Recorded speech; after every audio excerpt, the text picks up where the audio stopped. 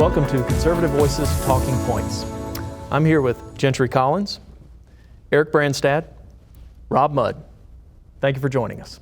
We already talked a little bit about the hypocrisy of the left, and I'm sure there's hypocrisy on the right and in the middle and everywhere you look. This one stands out though, and I want to talk about it just for a bit.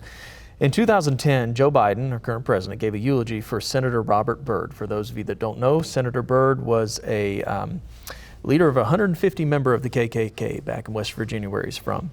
Biden gave a speech commending him for his leadership, courage, and a host of other adjectives that show his admiration for this former KKK leader. How has something like this escaped the blowback of this cancel culture? We've talked about that before, that we're currently living in. How is it that people can still support the President Biden, who in June signed an executive order on DEIA addressing systematic racism, among other things, when he has demonstrated through his speech and actions racist behavior, really, if we get down to it, throughout his political career? Yeah. Well, they can look past it because of his ideology, right? He is on the side of saying, hey, the elites ought to have more power, we ought to have more control, we ought to have more ability to make decisions in your life. And ultimately, as we discussed a few rounds ago, that certainly appears to be what the leftists are after.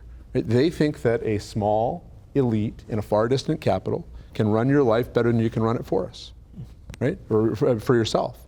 And Biden fits into that narrative. I think that that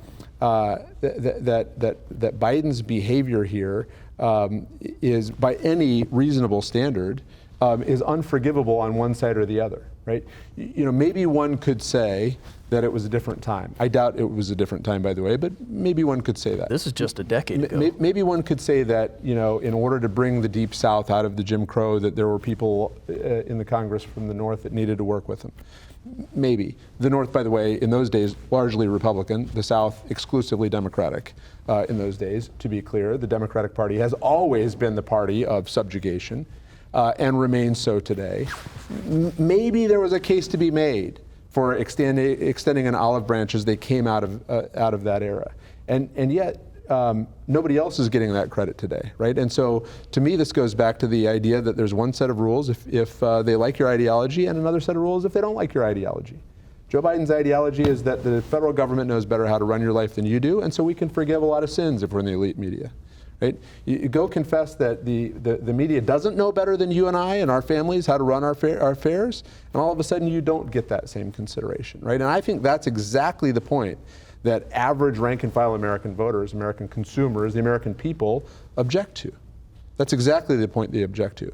They might be able to stomach, whether they agree it or not, they might be able to stomach a principled argument on one side of an issue or another. What they can't stomach is for you to go behave one way and then tell me to behave another way and then get a free pass for it, right? That's why we have no confidence as a people anymore in institutions and positions. Technology is going to catch up with them.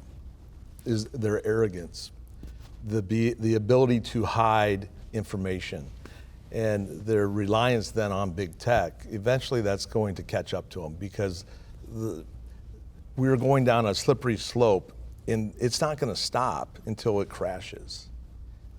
That's just a fact, and we're seeing it every single day. And the end of the rope will be technology bringing the light to the disease, right? Because that's where they're taking it. They can't chase their lies anymore. They're out in the open. And then it's whether or not we accept their ludicrous positions and the counter justifications that they make. I don't know if you saw that gal from St. Louis, that congresswoman who was calling for defund the police. Yet she has had a $200,000 private security bill that she's passed on to people in St. Louis. And her response was, hey, I deserve it. I need to be here. You need to protect me. Defund the police. It's insane. It's ludicrous. I don't know how to talk to that. I don't understand what language you chase to understand what she is saying. Well, we'll come back to law enforcement in a second. Rob, right back to you, though. I mean, we just came out of election in 2020 where everyone had access to historical, both if you wanted to read it, you wanted to watch it, wanted to listen to it, on anything from Joe Biden, President Trump, right? You've got two previous elections where Joe Biden was out in the Democratic primaries, right? And there might have been other reasons, but primary reasons in those two instances were his being called out on plagiarism, right? Which one could call lying. I'm just going to call it what it is. So you say information's out there, but it seemingly wasn't out there in 2020, or at least available. You want to talk to that? Well, again, getting back to big tech, they control the media. And whoever controls the media controls the minds of the people. And whoever controls the minds of the people can take them down any road they want to take them. And when you have the big media and collusion together, and you can't get the words out otherwise, and we're in a challenging position. People, well, we're going to have to rely on people to have a curiosity for the truth.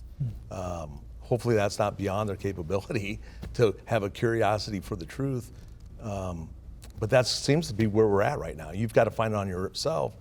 If you're a mainstream media person, which I'm not, I got away from that a while back, but I'm a live sports guy.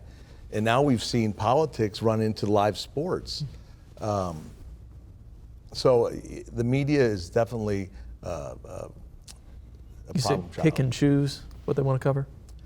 Well, I think they pick and they choose to propagate the left and to fall in line with the progressives. They believe the future is over the rainbow. They don't see any credence or validity to the past of what's been built, the foundation. They want to recreate it. Well, that's an emotional response, a decision, but it is different in it sells papers and it sells TV spots and it sells many things. A moment ago, you mentioned